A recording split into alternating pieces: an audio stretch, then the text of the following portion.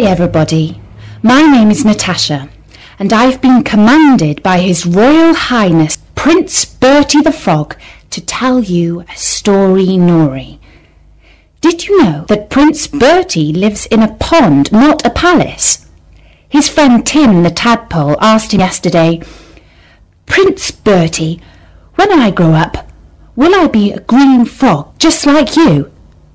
Do you know what Bertie told him? Really? You haven't heard what Prince Bertie said to Tim the Tadpole? Well, Prince Bertie said to Tim the Tadpole, "If you want to grow up to be a nice green frog like me, you have to eat up lots and lots of green slime, little Tim." If enough children keep listening to Prince Bertie's stories, Tim the Tadpole will eat up his slime and grow into a handsome frog just like Bertie. So keep listening and tell all your friends to tune into storynori.com as well. Now, do you really want me to read a story, Nori? Did you say yes? All right, listen quietly and I will tell you the story Nori of The Frog from the Violet Fairy book by Andrew Lang. Once upon a time there was a rich farmer woman who had 3 sons. One day they all 3 told their mother that they wanted to get married, to which their mother replied, "Do as you like, but see that you choose good wives, and, to make certain of this, take with you these 3 balls of wool, and give it to the girls to knit. Whoever knit the best pair of socks will be my favourite daughter-in-law." Now the eldest 2 sons had already chosen their wives, so they took the wool from their mother and carried it off with them to have it knitted as she had said. But the youngest son was puzzled what to do with his wool, as he knew no girl, never having spoken to any, to whom he could give it to be knitted. He wandered here and there, asking the girls that he met if they would undertake the job for him, but at the sight of the wool they laughed in his face and teased him. Then in despair he left their villages and went out into the country, and sitting on the bank of a pond began to cry bitterly. Suddenly there was a noise close beside him, and a frog jumped out of the water onto the bank and asked him why he was crying. The young man told her of his trouble and how his brothers would bring home beautifully knitted pairs of socks from their promised wives, but that no one would knit his socks for him. Then the frog answered, "Do not weep because of that. Give me the wool, and I will knit it for you." And having said this, she took it out of his hands and flopped back into the water, and the youth went back, not knowing what would happen next. In a short time the 2 elder brothers came home, and their mother asked to see the pairs of socks that had been knitted out of the wool that she had given them.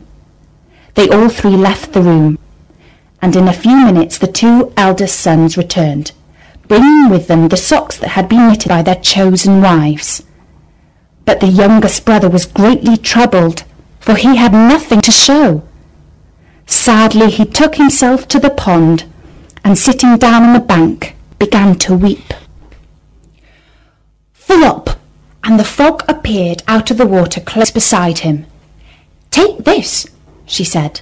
"Here are the socks that I have knitted for you." You may imagine how delighted the young man was.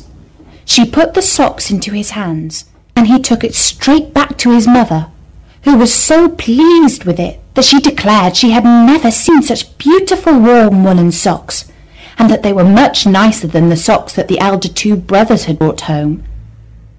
Then she turned to her sons and said, "But this is not enough, my sons. I must have another proof as to what sort of wives you have chosen. In the house there are 3 puppies.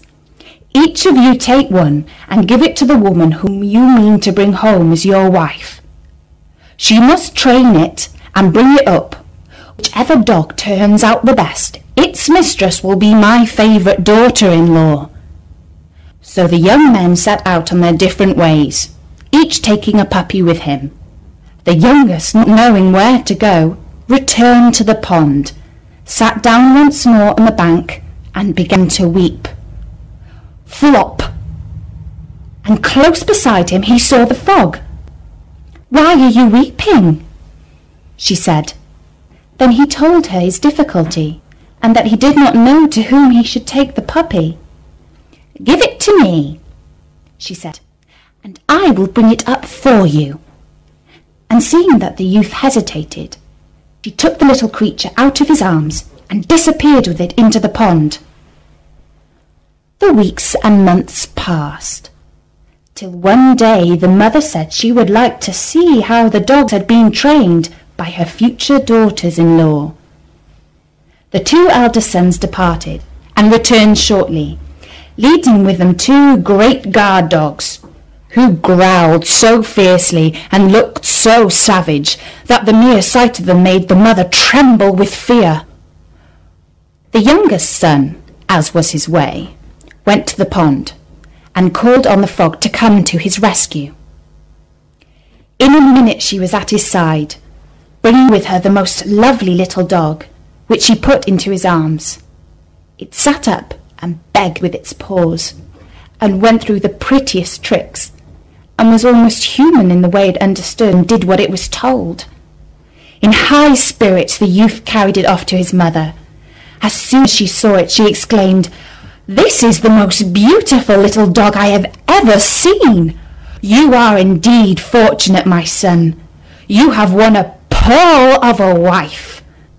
Then, turning to the others, she said, "Here are 3 shirts.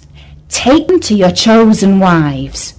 Whoever sews the best will be my favourite daughter-in-law." So the young men set out once more, and again, this time, the work of the frog was much the best and the neatest. This time the mother said, "Now that I am content with the tests I gave, I want you to go and fetch home your girls, and I will prepare the wedding feast." You may imagine what the youngest brother felt on hearing these words. Where would he find a girl to marry? Would the frog be able to help him in his new difficulty? With bowed head and feeling very sad, he sat down on the edge of the pond. Flop! And once more the faithful frog was beside him. "What is troubling you so much?"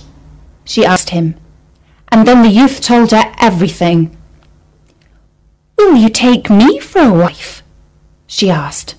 "What should I do with you as a wife?" he replied, wondering at her strange proposal. "Once more, will you have me or will you not?" she said.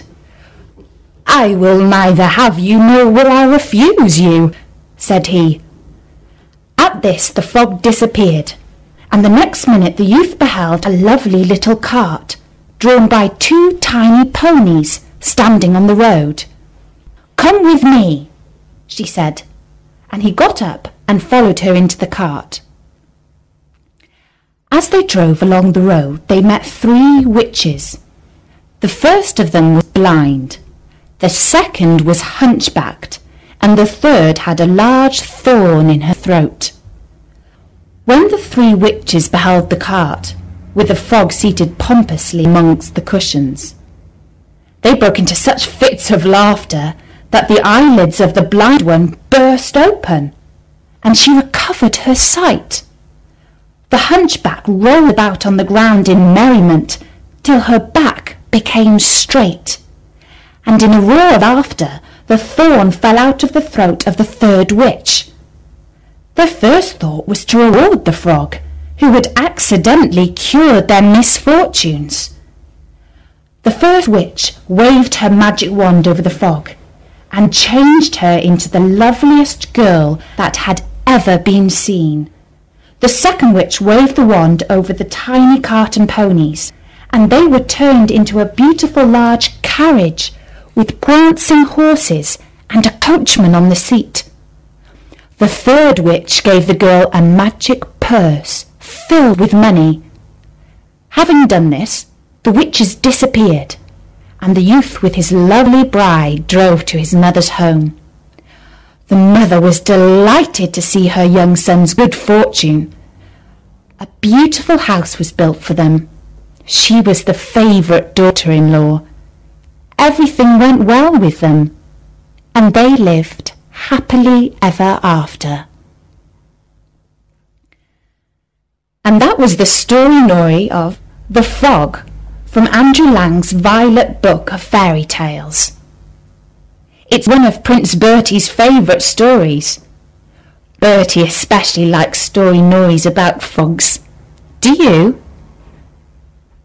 Prince Bertie would like to meet all his new friends at his lovely green and purple website. You can see what he looks like there, so drop by at storynori.com.